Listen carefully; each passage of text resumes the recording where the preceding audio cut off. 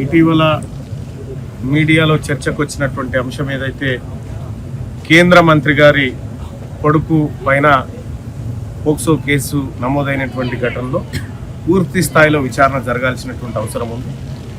న్యాయం అనేది సామాన్యుడి దగ్గర నుంచి సంపన్నుడి వరకు ఒకే విధంగా ఉండేలాగా చర్యలు తీసుకోవాలి.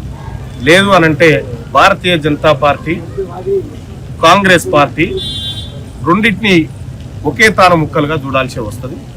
సో ఇది భారతీయ జనతా పార్టీ మరి స్వచ్ఛందంగా ఈ విచారణకు ముందుకు రావాలి, ఆ పార్టీ నాయకత్వం ముందుకు రావాలి.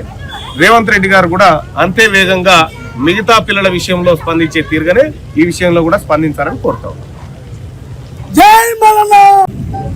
ఇటీవల మీడియాలో చర్చకు వచ్చినటువంటి అంశం ఏదైతే కేంద్ర మంత్రి గారి కొడుకు పైన పోక్సో కేసు నమోదైనటువంటి ఘటనలో పూర్తి స్థాయిలో విచారణ జరగాల్సినటువంటి అవసరం ఉంది. న్యాయం అనేది సామాన్యుడి దగ్గర నుంచి సంపన్నుడి వరకు ఒకే విధంగా ఉండేలాగా చర్యలు తీసుకోవాలి. లేదు అనంటే భారతీయ జనతా పార్టీ, కాంగ్రెస్ పార్టీ రెండింటినీ ఒకే తాను ముక్కలుగా చూడాల్సి వస్తుంది.